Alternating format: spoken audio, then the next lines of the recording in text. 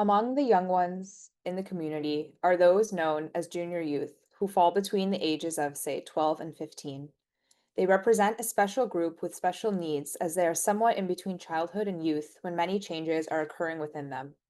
Creative attention must be devoted to involving them in programs of activity that will engage their interests, mold their capacities for teaching and service, and involve them in social interaction with older youth. Universal House of Justice. The merit of the Junior Youth Spiritual Empowerment Program lies first and foremost in its effectiveness at enhancing the power of expression and the quality of spiritual perception within its participants, and in assisting them to develop the capabilities necessary for a life of meaningful service to their communities. Universal House of Justice.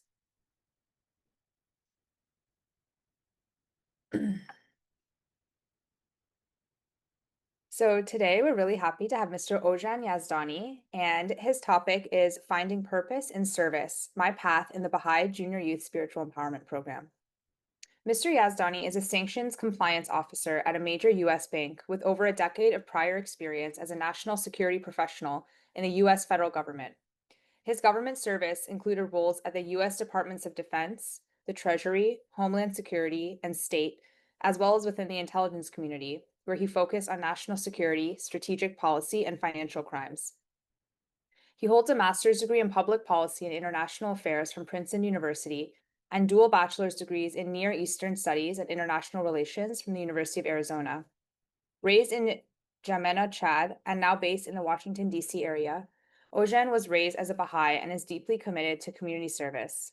He has long served as a teacher and mentor through Baha'i and Baha'i-inspired programs dedicated to the spiritual empowerment of children, junior youth, and youth. He currently leads and coordinates junior youth groups and spiritual empowerment camps in Northern Virginia. So with that, I'll hand it off to Mr. Yazdani. Thank you so much, Peymane. I really appreciate the introduction. And I had the fortune of meeting Armin as well a few weeks ago, and she approached me and asked me to do this. And I was hesitant as always because I'm a little shy about getting up and talking, but I appreciate Armin's persistence in bringing me. So thank you so much for that kind introduction. I'm going to share my screen right now as we speak. And if I think Armin or Paymon, if you can give me a thumbs up that we're good on the slide. Perfect. Very good. So, hello, everyone. Good morning, good afternoon, good evening, wherever you are in the world. My name is Eugen Yazdani, as Paymane introduced. And I'm excited to speak about a topic that I am very passionate about, and that's the Baha'i Educational Program for Junior Youth. Over the course of this presentation, I'll not only address what this program entails, but I will also talk about my path of service within this program and what I've learned and seen in terms of the impact it has had on those around me as well as myself. So first, I want to share a few things about myself, and I'm going to have some slides over the course of this. I don't like detailed or very heavy slides, there'll be pictures and maybe some words. I'm a member of the Baha'i faith. I grew up in Chad, in Africa, and I now live with my wife and three kids in Northern Virginia, which is a suburb of Washington, D.C. in the United States.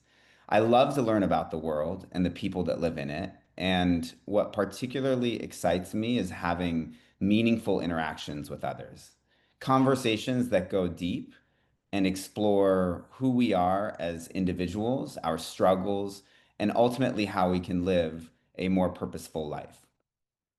As Payman has shared, I work for a global bank, but when I am not getting paid for that job, I am an animator. And in this context, an animator is not what we typically think of as an animator, that is someone who brings static images to life, but rather it's the term that's used to describe a person that mentors groups of junior youth within the Baha'i educational program for junior youth. And I will get more into that in a few moments. I've animated multiple groups of about 10 junior youth or so.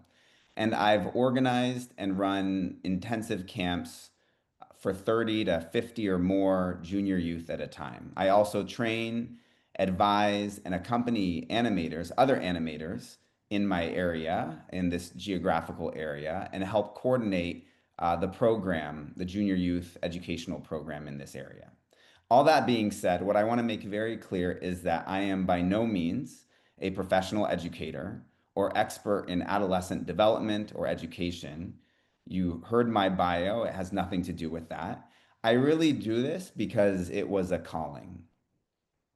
In addition, there are thousands of animators in the world just like me, many with much more experience than I have.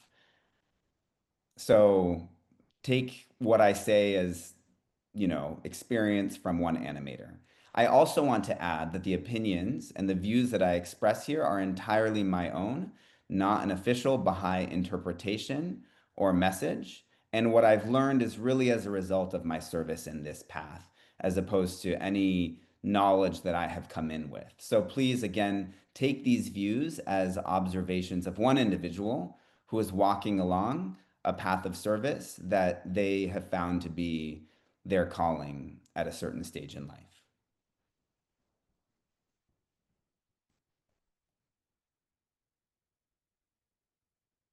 So, what is the Junior Youth Spiritual Empowerment Program? This is one of 3 programs offered by the Baha'i faith community for the spiritual education of all people on the planet, no matter their religion, their belief, their background, their identity, for children, for junior youth, and for youth and adults.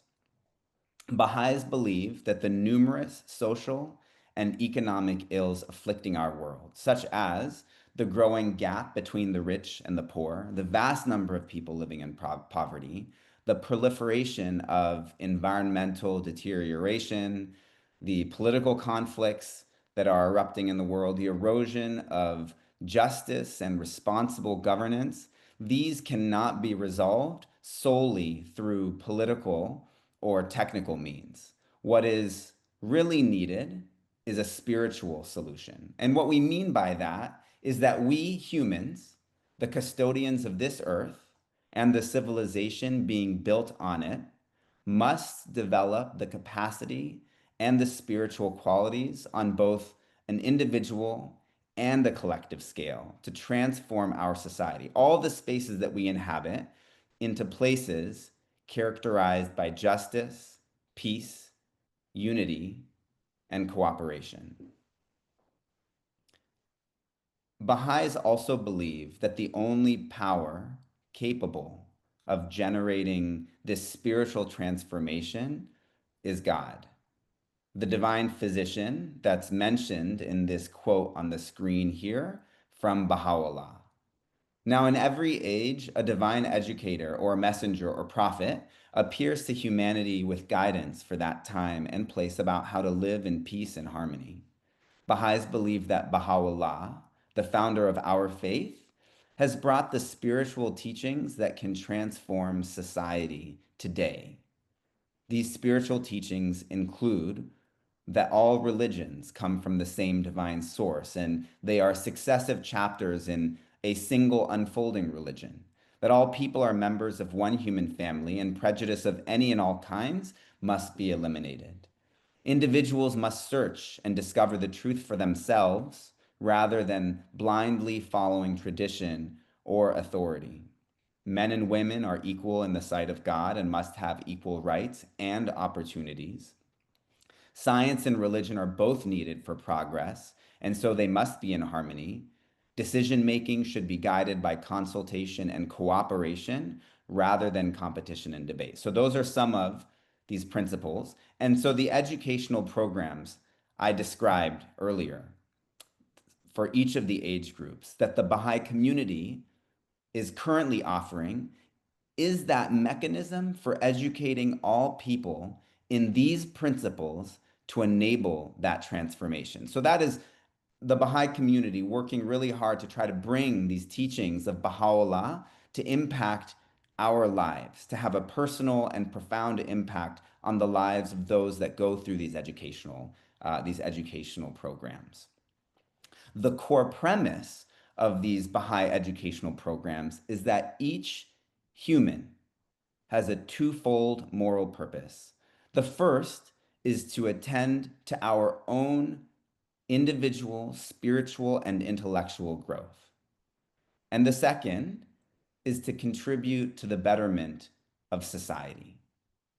Now, since the individual is influenced by society and vice versa, society is influenced by the individual, neither of these two can really be successful without the other. I can't just focus on one of these and then be successful in it because I'm influenced by both of those things. So if each human being focuses on this twofold moral purpose, we will undoubtedly create that civilization that I described earlier that is characterized by justice, peace, unity, and cooperation. So, how does the educational program for junior youth help young people achieve this twofold moral purpose? To understand this and to answer this question, we need to appreciate the aim or vision of this 3-year program that begins around the age of 12. And this is that vision that by the time a junior youth completes the program, which is around 15, they are empowered to help build the just and peaceful society I described. With this vision in mind, the Baha'i faith, therefore, sees in junior youth tremendous potential, altruism, an acute sense of justice, curiosity to learn about the universe, and a desire to make the world a better place. So let me pause for a moment and let that sink in. I will repeat that. The Baha'i faith sees in 12 to 14-year-olds altruism, an acute sense of justice, curiosity to learn about the universe, and a desire to make the world a better place. How frequently do we hear those words describing that age group? Never. In fact, reflecting on my own life, my 7th grade year, and those that know me and watch this video later that may know me, may also remember it was the hardest, full of insecurity, bad habits and influences vying for my attention. But I believe we can all agree that this period is an age of transition. Given the right tools, junior youth can emerge from this period with the ability to make a constructive mark on their surroundings. So, what are these tools that the junior youth are provided through this program, and how does the junior youth program provide them? So let's look at the components of a junior youth group. First, we have the group itself, a group of roughly 6 to 12 young people. That's just based on my own experience. It can be less, it can be more, that meet regularly over a period of 3 years. Then we have the animator, someone ideally in their late teens or 20s, just like me, who is fully trained and supports the group as a mentor.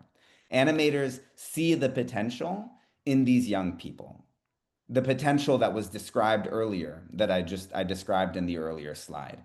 And they try to foster an environment within that group of trust, acceptance, and true friendship. Then we have the curriculum, a series of 15 workbooks that the group reads and discusses together. The curriculum helps the junior youth analyze the constructive and destructive forces around them. And I like to think I have a hard time with just like theories and principles and non-tangible terms. So I'm going to try to give some examples. So constructive forces like examples of communities consulting about how to address challenges that they share, like rents, rising rents in their neighborhoods that are pushing people out, or destructive forces like the forces of, like addiction and prejudice that they see all around them. So again, the ability, giving the tool to help them analyze, to perceive, and to make sense of those forces. The materials help them recognize that these forces can influence their thoughts and actions. It also strengthens their spiritual perception, such as the ability to perceive true representations of love versus the false expressions of love that often condone terrible things like abuse and exploitation. The format of the group, a non-didactic environment where the animator nurtures discussion in a non-dogmatic way, enables the junior youth to practice expressing their ideas related to the themes explored, and creates a sense of collective ownership of the group and its decisions. So it's done in a way where those that are participating are able to express their ideas and get practice and comfort expressing their ideas and not feel criticized or judged by those around them. And also a sense that this is their group, right? This is not the animator's group. It's not somebody else's. It's not something that's being forced on them, but they can influence the direction of it. It also encourages them to think deeply about attitudes and behaviors around them and enhances their ability to express their thoughts on the moral implications of these attitudes and behaviors. So, with support from the animator, the group also consults about issues facing their home communities, actions that they can collectively take to serve and support their communities, and fun activities to celebrate milestones in the group's advancement through the curriculum. After 3 years, the hope is that youth emerge. So coming out 15, 16, that youth emerge who, while not perfect, certainly not perfect, none of us are perfect as 15, 16-year-olds, but not perfect and certainly not unaffected by the social issues surrounding them, they are better equipped with the tools and the support to work individually and with others for their own advancement and the betterment of whatever space they are occupying.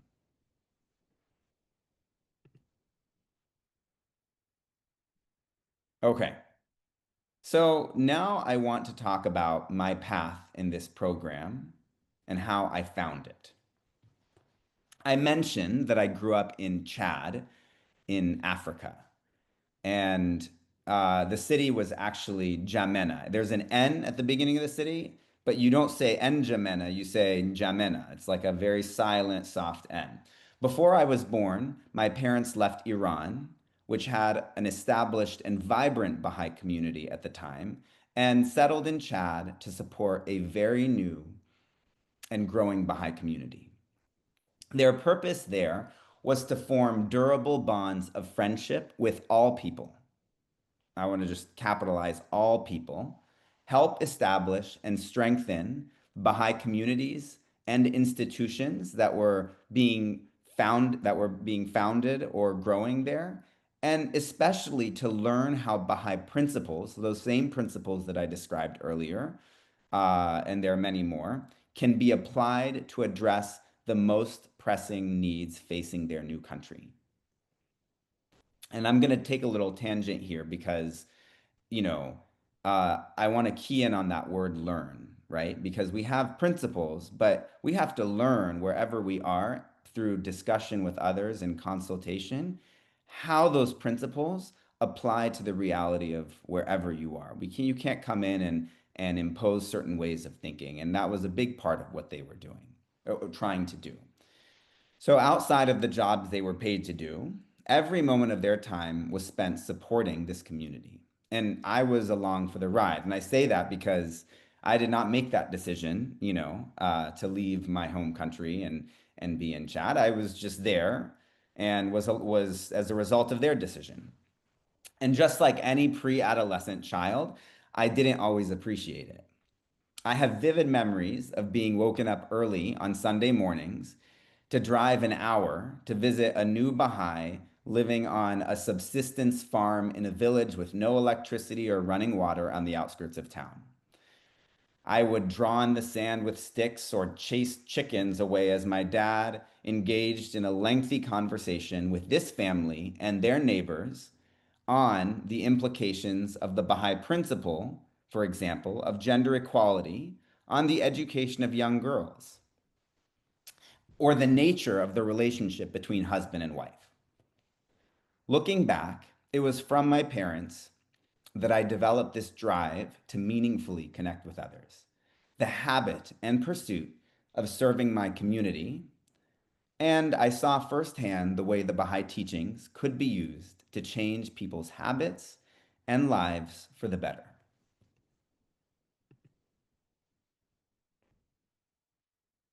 Now, over the years, I became a teacher of the Baha'i educational program for children and a tutor of the program for young people and adults, for youth and adults. When I had kids, I pursued paths of service that would not only allow me to spend more time with them, but share with them this same purpose and vision I got from my own parents and was inspired by the Baha'i teachings. Fast forward to late 2019, my oldest was 11 and approaching junior youth age. I had read a little about the program and I was excited for my kids to join a group. My son had a strong group of school and neighborhood friends, and I saw the potential this program had to help this group deepen their bonds of friendship and support each other in their transition through adolescence. The challenge was that as I looked around me, there was a dearth of young animators. Remember, I said an animator is ideally in their late teens or early 20s, just like myself. And at the time, there were only one or two active junior youth groups in our area. And from my scan, there were no young animators available that weren't already busy with a group. In 2020, the pandemic hit and the world, as we know, stood still. Kids weren't going to school or interacting in person.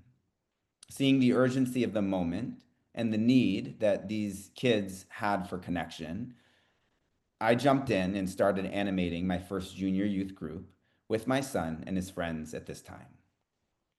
Today, that group is now mostly 16-year-olds, and they've graduated into the educational program for youth and adults. So they've moved on. They've gone through the junior youth program. They're now in the program for adults. I'm also animating a group for my middle child and her friends, and my youngest and her friends. I also help coordinate the program in the Northern Virginia area that I live in, helping new groups to form, identifying new animators, training animators, and supporting the continued maturation of existing groups. 3 years ago, I also started partnering with others in our area to hold 3 to 4 intensive camps for junior youth per year, each attended by 35 to 50 or more junior youth at a time. For each camp, we identify a cadre of young animators, we train them, and then we put considerable energy into trying to create a truly special and welcoming environment. Because they are intensive, unlike a regular group that meets weekly for 2 hours, the camps can actually demonstrate the value of the program over a short period of time. So I now want to share with you, shifting now to what I've learned and seen in this path of service in terms of the effect it has had. As I previously mentioned, when I first started animating junior youth groups 5 years ago or so, there were very few young people willing and available to serve as animators. I couldn't identify an animator for my son's group. When we had our first few camps, going back a few years ago, recruiting enough youth to serve as animators was always a source of anxiety, as I wasn't sure we could get a sufficient number of volunteers to take on this, I would say, challenging, demanding task in many ways. Now, fast forward to now, I just started planning our next camp. And within a day of putting out a request for youth animators, 12 youth responded affirmatively within a day. So let me put this differently. Animating is, in general, is not easy. Again, how many, if those of you that are here, maybe your parents, you are parents, I mean, the idea, does your junior youth want you animating them? Probably not, right? And do you want to be, working closely and educating that group of, it's hard, it's challenging. It's probably one of the most demanding ages in the transition of a young person. But again, animating is not easy in general, but animating a weekend or 5 day long camp is infinitely more challenging. You are mentoring and trying to engage a group of mostly preteens in a classroom-like setting on a weekend or when they're supposed to be off of school. Some of them are coming for the first time and would prefer to be home playing video games, watching TV, doing things that, that are sort of more immediately fun. If they do want to be there, their tolerance for sitting in a room and doing something resembling school, it's not school, and as I described earlier, it's pretty different, but you're still sitting in sometimes a classroom-like environment. So their desire to do that is limited, and some, as you might expect, uh, would react, for example, by acting like we have a term called knuckleheads or zoning out. And outside of that study time, you're supposed to be playing with junior youth, interacting with them during recreation time, making sure they're feeling included during free time, modeling the positive attitudes and behaviors we're expecting to see in junior youth. It's a full-time, all day, all night job. On top of that, you're spending 10 to 15 hours in the lead up to a camp training and preparing to animate.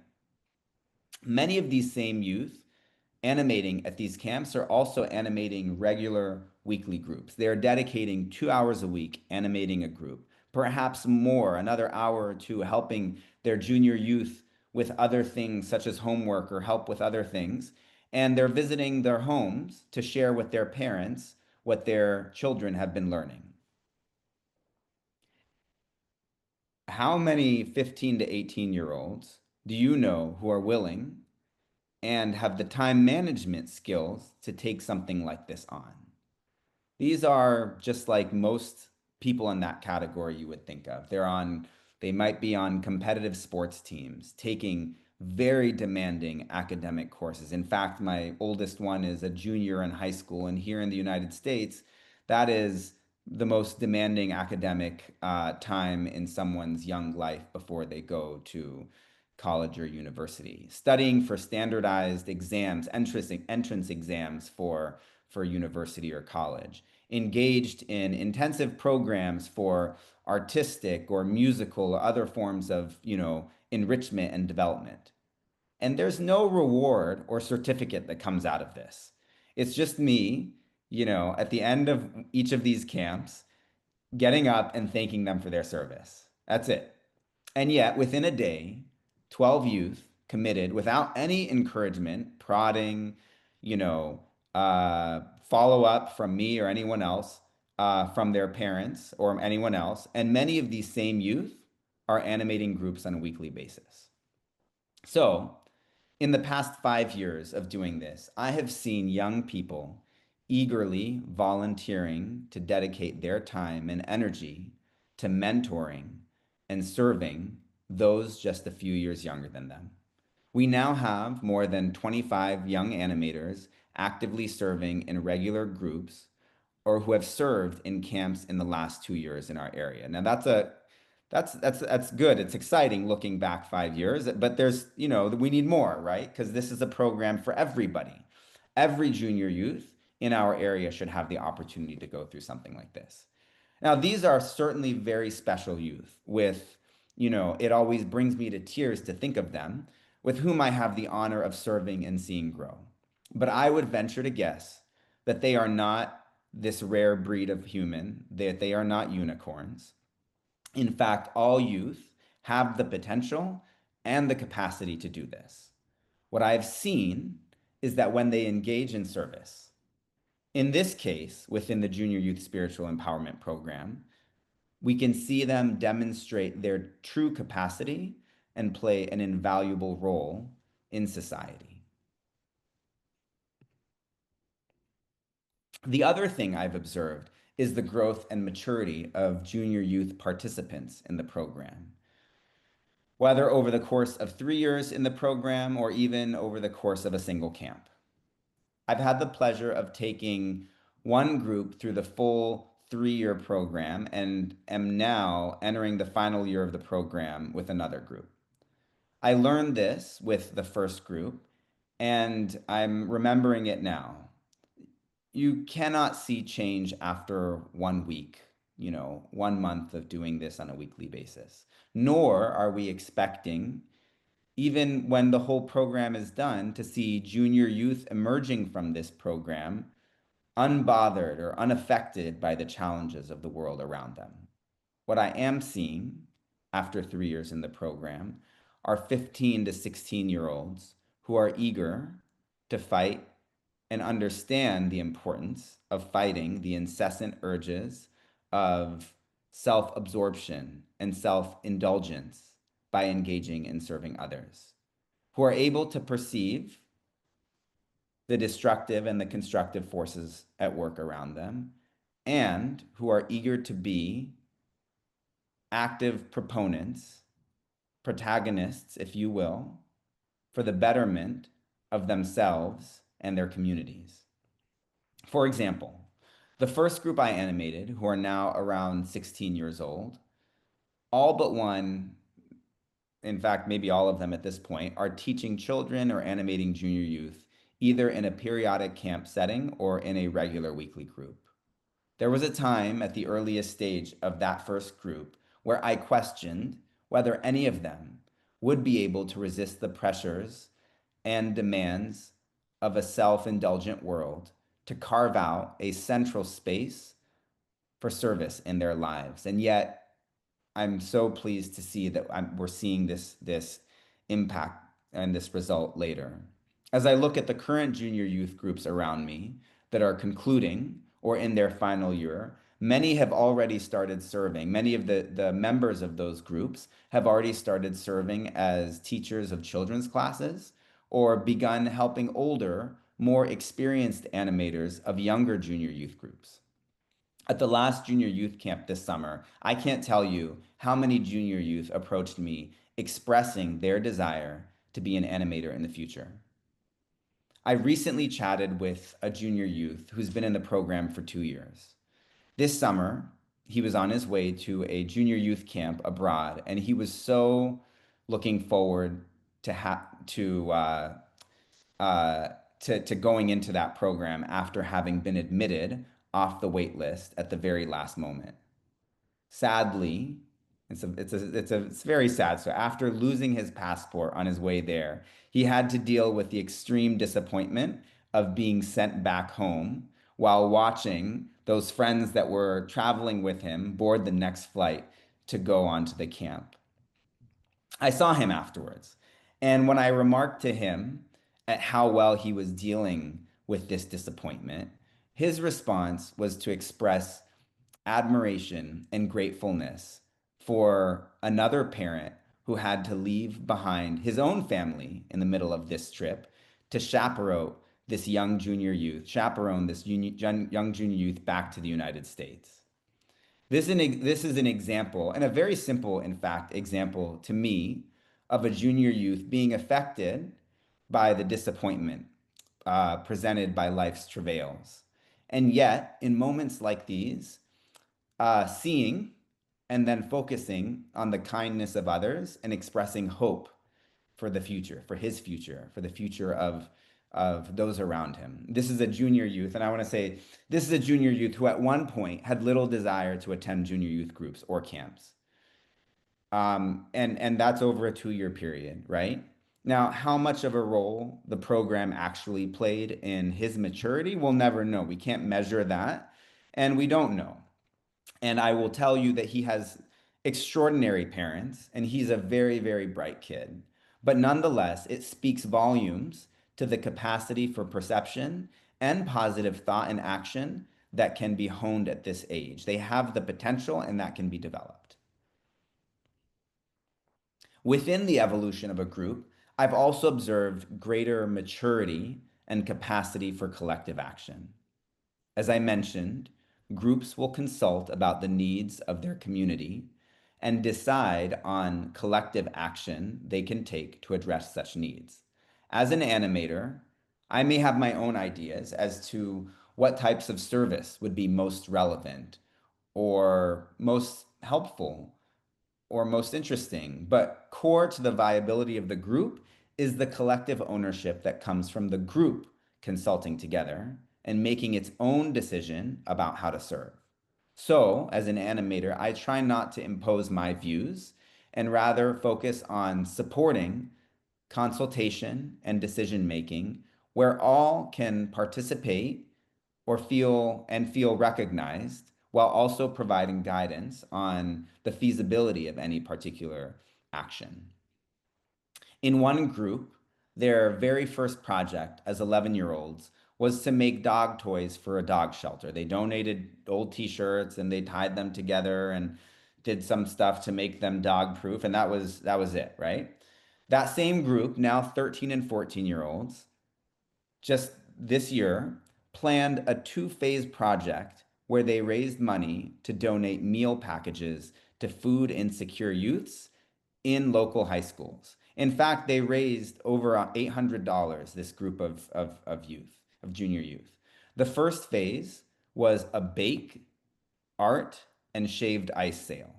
Each member of the group applied their talents to either bake goods, to make shaved ice, to create artwork, to design a digital flyer, to advertise it around the street and knock on doors doing that, or to play music at this same sale. Dozens of people came to this sale to support this. In the neighborhood, in the community, they used the money raised at the sale to purchase goods and then gathered again to assemble hundreds of meal packages to donate to an organization that supplied these packages to local schools for food insecure students and families. So that, to me, is another example of the growth that one can see over that period of time, collectively, not just individually.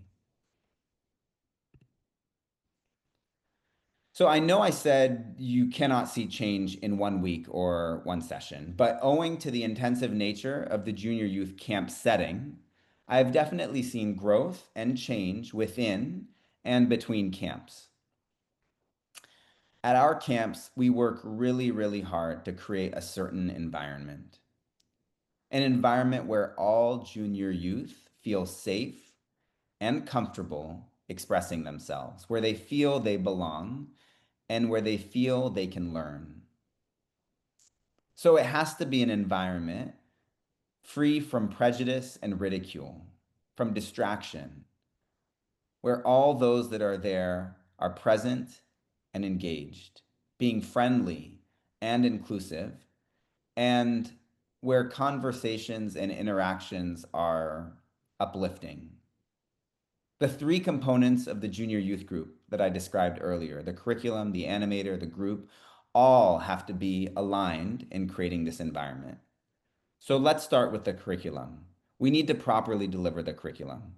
In the days leading up to the camp, we go through the workbook we plan to study at camp with the animators. Again, these are animators ranging from 15 to 22, 23, 24. Most of them under 19.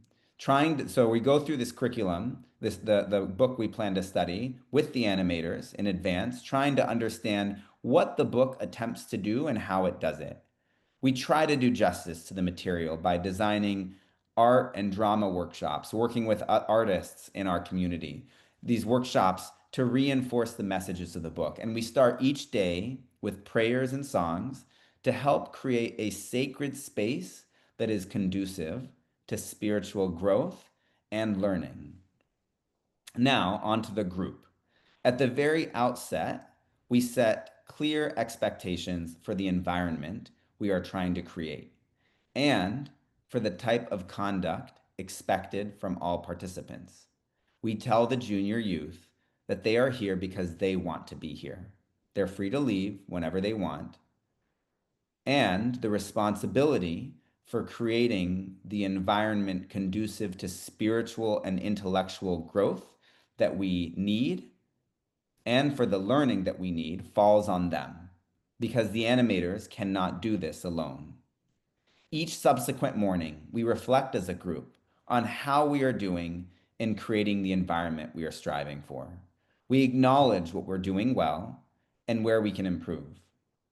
Over the course of each day, as we animate the junior youth, as we play games with them, as we do service projects with them, as we design art and play music with them, when we see individuals struggling to follow these expectations, we lovingly but firmly coach them, all the while letting them know that we believe they can be successful in meeting these expectations. As you can imagine, these junior youth are not coming in perfectly meeting all expectations. They come from everywhere. This is not some subset that only is coming to of society that's coming to these. There will be challenges and there are challenges, but the goal is to see effort toward improvement. Lastly, within the construct of these camps, I think the animators are the biggest component of trying to create the environment we need.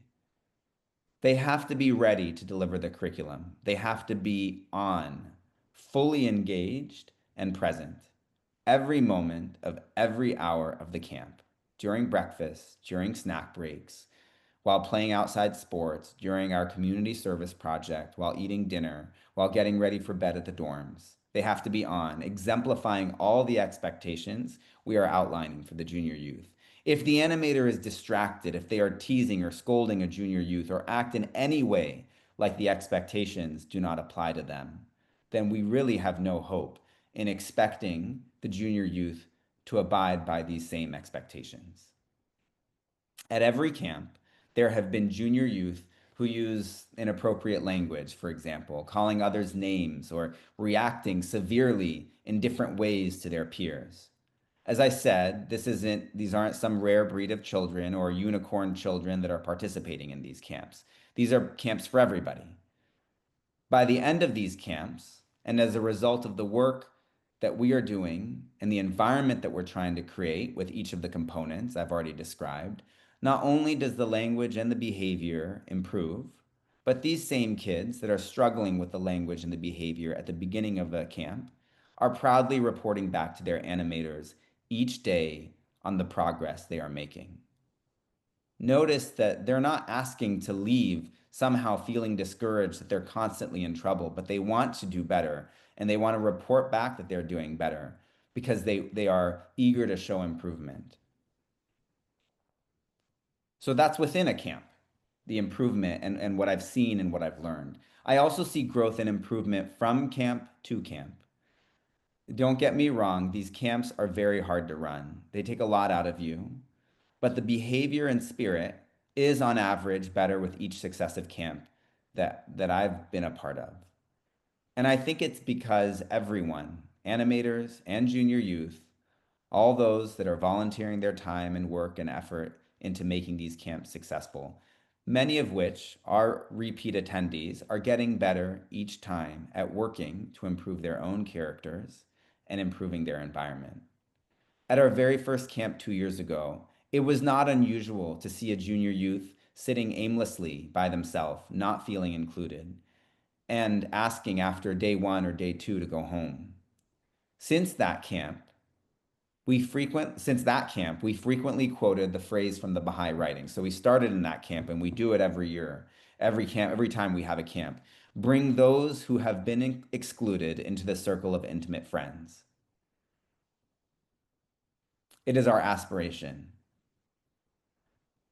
Bring those who have been excluded into the circle of intimate friends. And at our most recent camp, in one of our morning reflections, and this was just a few months ago, the whole group acknowledged with awe and amazement at how good a job everyone was doing at embodying that phrase.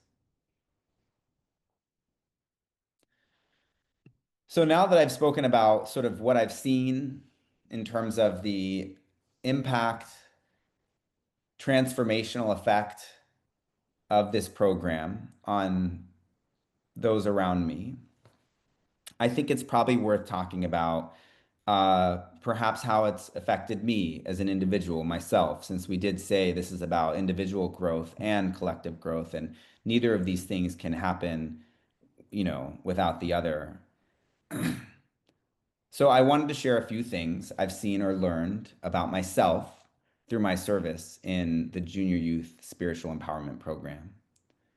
Reflecting on where I was 5 years ago, I don't think I would have grown as much as I have had I not embarked on this path of service. First, going back to what I shared about that twofold moral purpose and how we can only reach our potential if we work both for our own improvement and the betterment of society. I firmly believe no amount of personal prayer, meditation, study, education by itself would have brought me close to the spiritual path I am on right now. Look, I'm not saying that I am in some heightened spiritual state. I'm not. But what I am saying is that I am concerned about the state I would be in if my sole focus was an inward oriented spiritual path. And for that, I feel very grateful. Seeing a junior youth express admiration for the sacrifices of someone else in their moment of greatest disappointment, and hearing junior youth discuss the warrants of practicing moderation and discipline to avoid addiction, for example, has pushed me to be more grateful, more hopeful, and more moderate in my daily practices in life. It has also strengthened my resolve in following the laws and teachings of my faith, of the Baha'i faith, not seeing in them as a restrictive code I must adhere to as a demonstration of my belief, but rather a path that can lead to the best version of myself. I don't know that I would have reached that conclusion had I not been engaged in doing for others. My service has also allowed me to see my own kids in a very special and meaningful space. I get to see them in a learning setting where they and their peers are sharing their aspirations and views of the world around them. So, normally at home, I might just see a teenager that is self consumed and obsessed with how they're being perceived by their friends on social media, what people think of them. But in a junior youth group setting, I can also see a side of them that expresses something deeply profound and selfless. Additionally, I'm seeing my own kids engage in sustained service. One as an animator of a junior youth group, and the other as a children's class teacher. Both in a neighborhood that's nearby where English is not the first language of the residents. Most of them are newly immigrated families that are learning, and adapting to life here. Without pursuing this path of service, I'm not sure that any amount of my own encouragement would have led them to serve their community in this way. Lastly, engaging in service in this way has enabled me to let go of, perhaps, or overlook those insecurities that can prevent us as individuals from living our fullest lives. 4 years ago, I accepted a pretty high visibility job that demanded so much time and energy that I was not happy in the role. And after a year, I decided to move on. For years after, I could not shake the nagging insecurity that I somehow lacked the grit to deal with adversity or hard work. In the meantime, my service in the junior youth program has grown. And it's something I do on top of a job I get paid for that still demands considerable time and energy, meaning I'm occupied so much more and have so much more demands on me than when I was in that previous role. But I'm much happier now. And I've moved on from this security. I think so. It still nags a little at me, but it's a bit better than it was because I've learned that I'm not afraid to be diligent and put in the work and deal with adversity when there is a meaningful purpose I am working toward. So, with that, I hope you found this story interesting. If anything, my hope is that you come away inspired to learn more about the Baha'i educational programs, like the Junior Youth Program, and you're inspired to find your own way to serve those around you. I have this quotation here from Abdul Baha, who is the son of Baha'u'llah, the leader of our faith, and he led the Baha'i community after the passing of Baha'u'llah, and is who we look for, whose writings we look to for guidance, and whose actions we look to as an example. And I think it really embodies this phrase of we're a part of the world, right? And the world has an influence on us as we also have an influence on the world. So with that, Peymane, I'll hand it back to you and would love to take any questions. Thank you so much for such an interesting talk. We really appreciated it. Now it's time for some Q&A. So if people have questions, you can put it in the chat. The first question is, some young people might initially see service in the junior youth program as just another extracurricular activity. How do you ensure that what you're doing goes beyond activities and really builds a spiritual foundation in their lives? That's a very good question, and um, I can only share from like what I've observed. The experience is I think maybe it may start as that, or someone may, feel like, okay, well, let me try this because it's it's an extracurricular thing. But I think that what I've observed with, and I think all of these youth that I've spoken about, I think it's an ongoing path they're on, right? You can't just do it once or twice and feel like, all right, I've set this habit. You have to keep working at it. As a 20-something-year-old, have to do it as well, like every day I have to work at it. But I do think that an important part of it is experiencing that joy of service. So being in an environment um, where you're serving with others, and you feel that it may not be every single moment of every single time, but you feel that joy. That's I think what I've noticed in especially the youth that I've been serving with is they come to these camps and they see how much those that are younger than them appreciate and admire them and see them as examples. And I think that sense of responsibility, right, and having an impact um, really really leaves its mark, such that the next time, like they're like, that was a really nice feeling to feel for someone, that's a few years younger than me, to feel like um like they want to be with me, right? And they're looking up to me, and I think it's that joy of and that sense of sort of responsibility and ownership. um, I think that's probably for me what I would point to, but I think that it's ongoing, and it's something that I think through more study and learning, it becomes, I think at some point you have to grow beyond the getting that validation from others, because sometimes there may be times where people you don't get that appreciation, and yet you still keep giving. And I think part of that is yes, you're out there and serving, but there's also some element of self-improvement and self-study and growth as you go through, what the Baha'i teaching saying about joy is something that comes from within, and the joy of teaching and sharing with others and service is something that we don't do because we expect some sort of result, but rather, um, you know, it comes from love and a love for humanity and for the divine. So I don't know that that's a great answer, but that's I feel like what I've seen.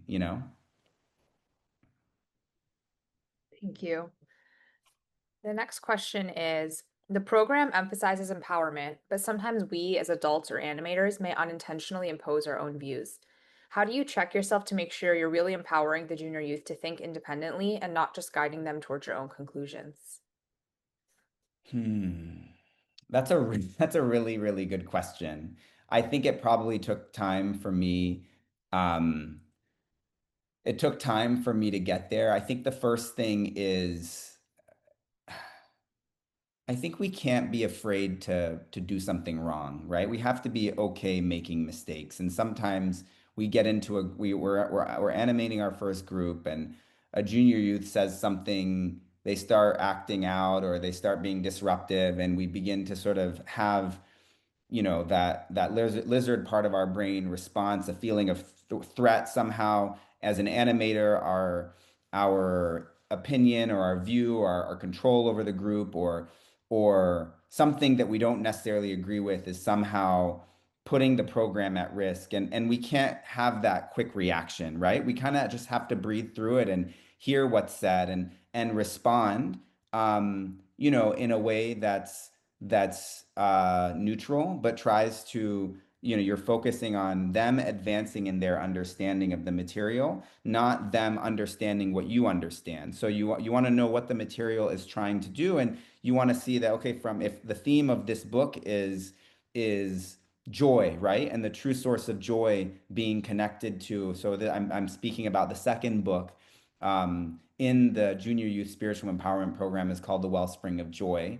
And the key themes or the key messages are that is this understanding that joy is intimately linked um, to certitude, which is certainty, right, about what will come and what the future will hold. But also on reliance on God. And if you're someone that does not believe in God, is reliance on those things that we know are going to happen and will unfold. The sun will come up tomorrow, the trees will grow, right? Like these things that, so a theme like that, it's important to be patient and just look for the advancement over the course of that book in their understanding of that theme, right? And we sometimes we feel like they need to understand everything the way we do in that moment. And I think what I think the shift is are they advancing in their understanding of this? That's how I measure my success or the success of the group that I'm working on, right? Um and then lastly, like if things go off track or whatever, like having faith that they will eventually turn around if I stick to that goal. So um, thank you for the question. And again, my apologies if it wasn't the answer. I didn't properly or fully answer that question the way that you would have liked. No, thank you. Um, how do you see the junior youth program contributing to community transformation in the long run? That's a big that's a big question. I think it's so I think there are, and again my experience is limited, right? It's limited to where I live and the development of and the evolution of the program here. I think that someone that's, I don't know, in the Canary Islands may have a very different response. For me, at least, I think it's I think it's the fact that I don't think any human is doomed, right? Like, I don't think it's like if you don't get it during this time, you're never going to get it, right? We can always come back from deviations in this path towards, you know, spiritual awakening and spiritual attachment. But I think there's something to be said for the fact that we have a special program for 11 to 14-year-olds, right? We believe this is a period of transition. And if we can help give them these tools, then I think it's really, for me, it's about the future. Certainly, there is some here and now. And again, as I said, if you go to somewhere like the Canary Islands, you can see the impact here and now in a place like that, that the program is having on the material and spiritual development of that, of that area because of the scale with which it's happening. But I think even with, you know, in our area, the number of groups that we have, which is not as many as some of these areas where they're really growing and advancing. I think it is, it is what going through a program like this and the service that come the emphasis on making service a central part of your life and continuing the effect that that has and setting the foundation for having a continuing habit of meaningfully contributing to those around you. So if you can begin to develop that habit and the skills to develop that habit during this age, then you have a better chance of doing that through 15 to 18, 20, 21, 22, and on the rest of your life. And if we can give more people the opportunity to do that by expanding, scaling up this program, then I think we can really have that impact on the world that we'd like to with something like this. Thank you. So I think that's all the questions I see. So thank you again, Mr. Yazdani, for your talk. We really appreciated it. And this talk and this recording will be on our YouTube channel, Baha'i Faith Modern Perspectives. I've put the link in the chat so you can subscribe and you'll get notified when we upload it. Great. Thank you so much for everyone. I really appreciate that this is a topic that people are interested in and joined on their Saturday, or depending on where you are in the world, maybe Sunday, to join. So thank you so much for spending this time and being interested in this topic. Thank you. So our speaker next week will be Mr. James Eligio, and his topic will be humanity's natural collaboration with God. Thank you, everyone, and we'll see you next week. Bye.